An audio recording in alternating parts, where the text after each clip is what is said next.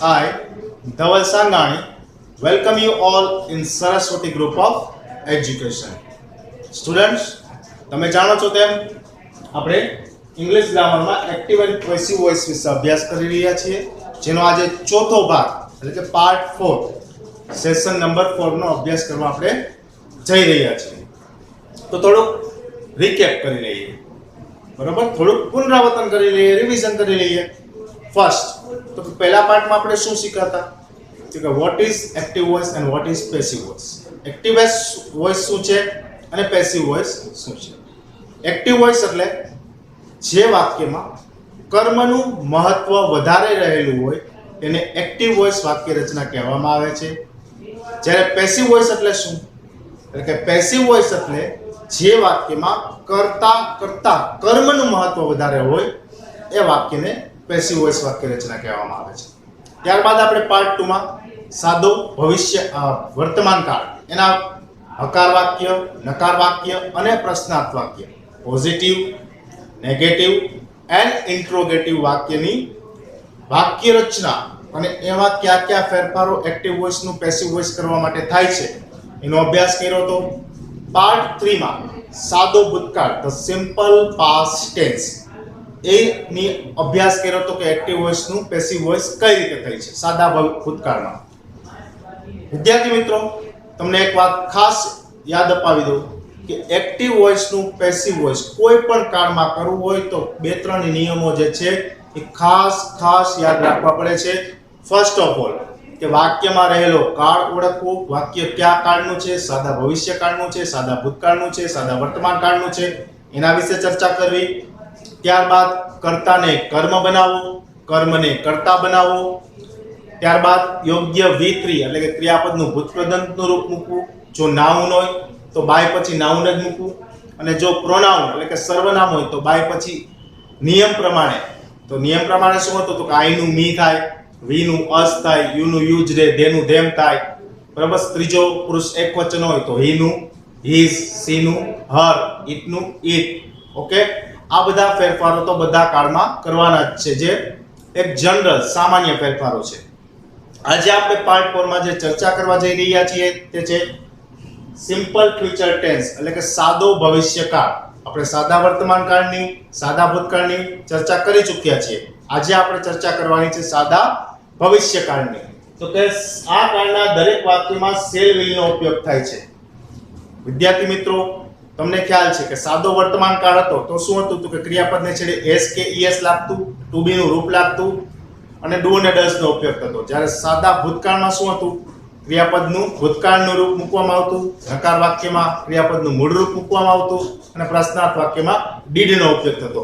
અહીંયા શેલ અને will હકાર હોય, નકાર હોય કે પ્રશ્નાર્થ હોય, પોઝિટિવ હોય, નેગેટિવ હોય કે ઇન્ટ્રોગેટિવ હોય, ઓકે, દરેકમાં શેલ અને will નો જ ઉપયોગ થશે. સાદા ભવિષ્યકાળની અત્યારે હું ચર્ચા કરી રહ્યો છું.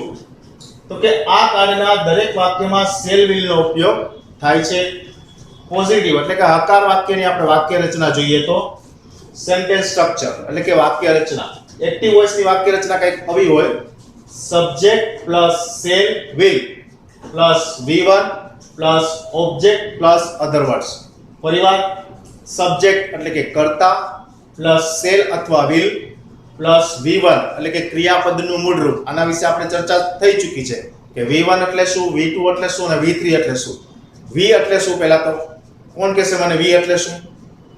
યસ, V એટલે વર્બ એટલે ક્રિયાપદ એટલે કે V1 એટલે કે ક્રિયાપદનું મૂળ રૂપ, V2 એટલે ક્રિયાપદનું ભૂતકાળનું રૂપ અને V3 એટલે કે ક્રિયાપદનું ભૂતકૃદંતનું રૂપ, પ્લસ ઓબ્જેક્ટ એટલે કે કર્મ અને પ્લસ OW એટલે કે અધર વર્ડ્સ અન્ય શબ્દો. હવે પેસિવ વોઇસ વાક્ય રચના થાય તો શું થાય તો કે સબ્જેક્ટની જગ્યાએ ઓબ્જેક્ટ. અમે તમને હમણાં સામાન્ય સૂચના આપી એમ કે કર્તા કર્મનું સ્થાન લેશે અને કર્મ કર્તાનું સ્થાન લેશે. એટલે કે object plus shall will plus ઉમેરો શું કરવાનો છે બી નો, પ્લસ V3 એટલે કે ક્રિયાપદનું ભૂતકૃદંતનું રૂપ, પ્લસ બાય પ્લસ સબ્જેક્ટ અને પ્લસ અધર વર્ડ્સ. પરિવાર કર્મ પ્લસ શેલ અથવા will plus be plus V3 એટલે ક્રિયાપદનું ભૂતકૃદંતનું રૂપ પ્લસ બાય પ્લસ સબ્જેક્ટ એટલે કે કર્તા અને અધર વર્ડ્સ એટલે અન્ય શબ્દો. હવે આપણે એક્ઝામ્પલ જોઈએ. we will speak english. તો કે સબ્જેક્ટ કોણ છે? we. શેલ અથવા will માંથી will. ક્રિયાપદનું મૂળ રૂપ speak. ઓબ્જેક્ટ કોણ છે? english. બરાબર? અધર વર્ડ્સ આમાં નથી. તો કે we will speak english A active voice છે. એનું પેસિવ વોઇસ કરવું હોય તો શું કરવાનું? તો કે સબ્જેક્ટ ને ઓબ્જેક્ટ બનાવો. તો ઓબ્જેક્ટ શું હતો? ઇંગ્લિશ. તો ઇંગ્લિશ ને આપણે આગળ લઈ ગયા એટલે ઇંગ્લિશ. હવે ઇંગ્લિશ છે એ કોણ છે? તો કે will સાથે. ઇંગ્લિશ સાથે શું આવશે? will. English will. પછી શું આવશે? be. English will be. વાક્ય રચના જોતા જાઓ. ઓબ્જેક્ટ કોણ હતો? ઇંગ્લિશ. શેલ અથવા will માંથી આપણે શું મૂક્યું? will. be માં be નો be. v ના v3 એટલે કે speak નું v3 થાય spoken. પછી શું મૂકવાનું? by. અને સબ્જેક્ટ છે we. તો we નું પ્રોનાઉન સર્વનામ છે we. તો એનું એક્ટિવ માંથી પેસિવ વાક્ય રચના થાય તો શું આવે? us. ઓકે, આ એક પેસિવ વાક્ય રચના છે. અધર વર્ડ્સ આમાં વાક્યમાં નહોતા. I shall drive a car. I shall drive a car આ એક્ટિવ વોઇસ વાક્ય છે. તો હવે આમાં કર્મ કોણ છે? તો કે a car. તો a car will be drive નું driven by I નું શું કર્યું? me. તો વિદ્યાર્થી મિત્રો તમને આ હકાર વાક્ય રચના સમજાઈ ગઈ હશે. હવે આપણે નકાર વાક્ય રચના તરફ આગળ આવીએ. સાદા ભવિષ્યકાળના નકાર વાક્યમાં શેલ વેલ સાથે નોટ મૂકવામાં આવે છે. ફરીવાર અત્યારે આપણે વાત કરી રહ્યા છીએ ભવિષ્યકાળ કેવો? તો કે સિમ્પલ ફ્યુચર ટેન્સ. સાદો ભવિષ્યકાળ. તો કે સાદા ભવિષ્યકાળની નકાર વાક્ય રચનામાં શેલ વેલ તો ઉપયોગ થાય જ છે, પણ એની સાથે શું મૂકવું પડશે? નકાર છે એટલે નોટ. એનું સેન્ટેન્સ સ્ટ્રક્ચર એટલે કે વાક્ય રચના જોઈએ તો એક્ટિવ વોઇસ ની વાક્ય રચના કેવી થાય છે? Subject plus shall will plus not plus v1 plus object અને પ્લસ અધર વર્ડ્સ. ફરીવાર ગુજરાતી કરીએ. સબ્જેક્ટ એટલે કર્તા, શેલ અથવા વિલ પ્લસ નોટ એટલે કે નકાર પ્લસ v1 એટલે કે ક્રિયાપદનું મૂળ રૂપ પ્લસ ઓબ્જેક્ટ એટલે કર્મ અને પ્લસ અધર વર્ડ્સ એટલે કે અન્ય શબ્દો. હવે એનું પેસિવ કરીએ તો શું આવશે? તો કે સબ્જેક્ટ નું સ્થાન કોણ લેશે? ઓબ્જેક્ટ લેશે. એટલે પહેલા આવશે object plus shall will plus not plus be plus v3 plus by plus subject ને પ્લસ અધર વર્ડ્સ. ફરીવાર કર્મ પહેલા આવશે, શેલ અને વિલ આવશે, ત્યારબાદ નકાર માટે નોટ આવશે પ્લસ બી આવશે. જેમ હકાર વાક્યમાં બી તો હતું, પણ આમાં શું થયું કે વિલ અને બી ની વચ્ચે નોટ મૂકવાનું. પ્લસ v1 નું શું કરવાનું કે ક્રિયાપદના મૂળ રૂપનું ક્રિયાપદનું ભૂતકૃદનનું રૂપ કરવાનું. અને ત્યારબાદ બાય મૂકવાનું. સબ્જેક્ટ એટલે કે કર્તા મૂકવાનું. જો નાઉન હોય તો નામ એમને એમ રહેશે. સર્વનામ હશે તો વાક્ય રચના પ્રમાણે ફેરફાર થશે. પ્રોનાઉન સર્વનામ પ્રમાણે ફેરફાર થશે અને અધર વર્ડ્સ એટલે અન્ય શબ્દો. હવે આપણે આ નકાર વાક્યના ઉદાહરણો જોઈએ. We will not speak English. We will not speak English આ એક્ટિવ વોઇસ છે. તો આમાં કર્તા કોણ છે? તો કે we. અને ઓબ્જેક્ટ કોણ છે? તો કે ઇંગ્લિશ. તો શું કરવાનું છે? ઓબ્જેક્ટ સબ્જેક્ટ બનશે એટલે કે ઇંગ્લિશ પહેલા. ઓકે, ત્યારબાદ will નું will વાક્ય રચના પ્રમાણે નોટ પ્લસ બી એટલે કે ઇંગ્લિશ will not be. હવે સ્પીક નું શું કરવાનું? ત્રીજું રૂપ સ્પોકન. બાય we નું શું કર્યું આપણે? પ્રોનાઉન છે એટલે us. Okay, English will not be spoken by us. ત્યારબાદ આપણે સેકન્ડ ઉદાહરણ એટલે કે બીજું ઉદાહરણ જોઈએ તો we will not buy milk tomorrow. અમે આવતીકાલે દૂધ ખરીદીશું નહીં. we will not buy milk tomorrow. Okay, we છે સબ્જેક્ટ છે, buy છે v1 છે, milk છે કર્મ છે અને tomorrow છે અધર વર્ડ્સ છે. હવે સબ્જેક્ટ છે ઓબ્જેક્ટ નું સ્થાન લેશે અને ઓબ્જેક્ટ સબ્જેક્ટ ની જગ્યાએ જશે એટલે મિલ્ક. કર્મ મિલ્ક છે ખરીદવું. Milk will not be. By નું ત્રીજું રૂપ છે bought by. v નું થશે us છેલ્લે અન્ય શબ્દ tomorrow. એટલે કે milk will not be bought by us tomorrow. આ એની થઈ પેસિવ વોઇસ વાક્ય રચના. વિદ્યાર્થી મિત્રો તમને સાદા ભવિષ્યકાળનું હકાર વાક્ય કઈ રીતે બને એટલે કે શેલ અને વિલ નો ઉપયોગ થાય છે પ્લસ બી નો ઉપયોગ થાય છે. જ્યારે એક્ટિવ વોઇસ વાક્ય હોય ત્યારે ક્રિયાપદનું મૂળ રૂપ હોય છે. જ્યારે એનું પેસિવ વોઇસ કરો ત્યારે શેલ અને વિલ ની સાથે ક્રિયાપદનું ભૂતકૃદનનું રૂપ મૂકવું પડે છે. નકાર વાક્યમાં શું થાય છે? તો કે શેલ ને વિલ ની સાથે નોટ આવે છે અને v1 એટલે કે ક્રિયાપદનું મૂળ રૂપ મૂકવામાં આવે છે એક્ટિવ વોઇસમાં. જ્યારે પેસિવ વોઇસમાં shall will plus not plus be અને ક્રિયાપદના મૂળરૂપની જગ્યાએ ક્રિયાપદનું ભૂતકૃદંત એટલે કે V1 ની જગ્યાએ V3 મૂકવામાં આવે છે. વિદ્યાર્થી મિત્રો 2 સેકન્ડ આપું છું, આનો સ્ક્રીનશોટ લઈ લેજો જે તમારે CW માં લખવાનો છે અને આના પછી આપણે ઇન્ટ્રોગેટિવ એટલે કે પ્રશ્નાર્થ વાક્ય વિશે અભ્યાસ કરીશું.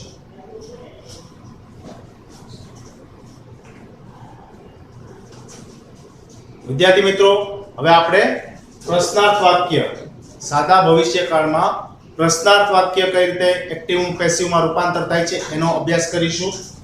સેન્ટેન્સ સ્ટ્રક્ચર, હવે એમાં કોઈ વ્યાખ્યા નથી કારણ કે તમને મેં પહેલા જ કહી દીધું હતું કે સાદા ભવિષ્યકાળમાં હકાર હોય, નકાર હોય કે પ્રશ્નાર્થ હોય, સેલ અને વિલ નો જ ઉપયોગ થશે.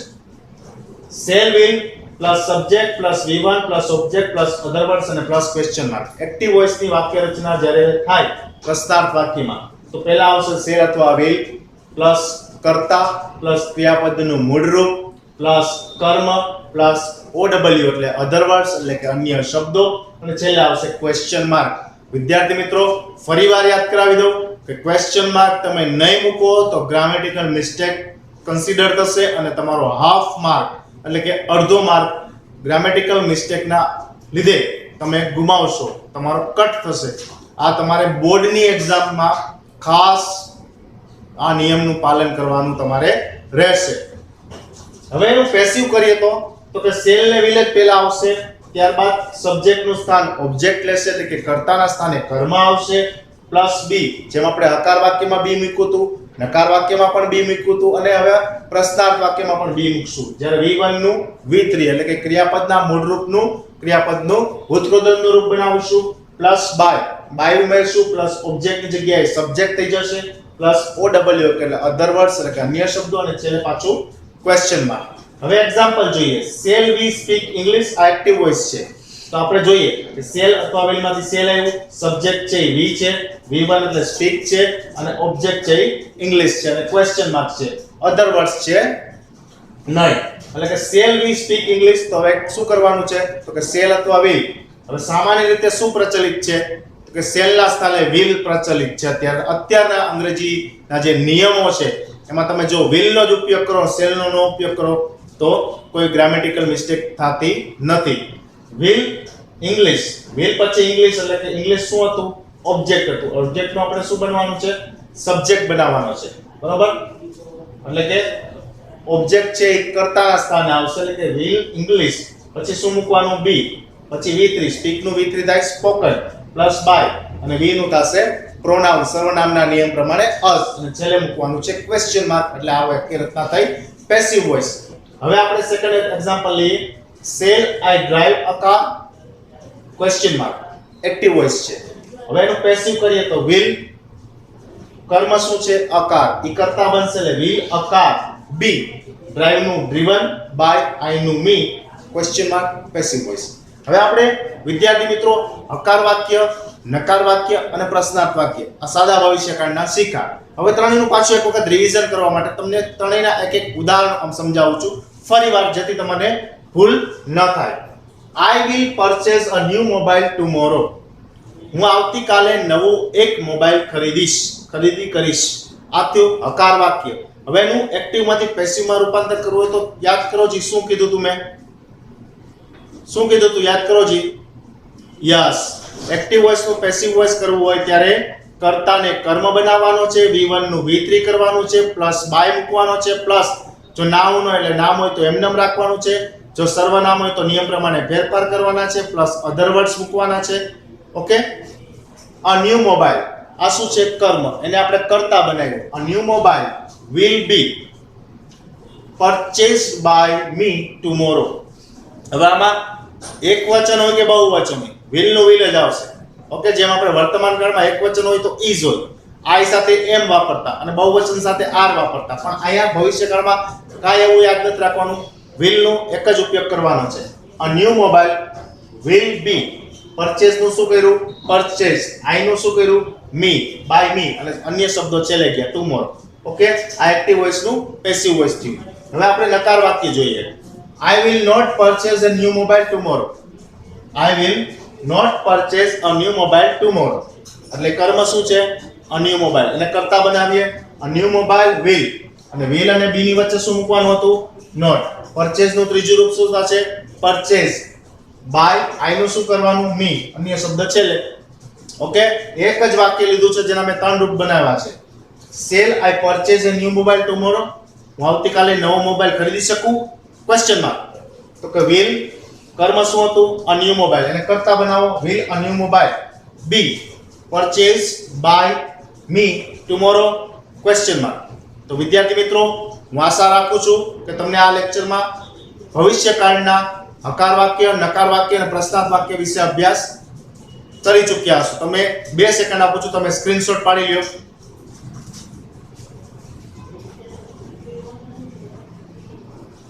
ઓકે વિદ્યાર્થી મિત્રો, તમે સ્ક્રીનશોટ પાડી લીધો હશે. તમે આ વસ્તુ તમારે તમારા CW માં લખવાની રહેશે ગુડ હેન્ડરાઇટિંગ સાથે. આ સેશનના અંતે તમને એક વર્કશીટ પણ મોકલવામાં આવશે જેમાં ભવિષ્યકાળના વાક્યો છે, હકાર, નકાર અને પ્રશ્નાર્થ, જે તમારે એક્ટિવમાંથી પેસિવમાં રૂપાંતર કરવાના રહેશે. હું આશા રાખું છું કે તમને આ લેક્ચરમાં બધું વ્યવસ્થિત સમજાઈ ગયું હશે. Thank you.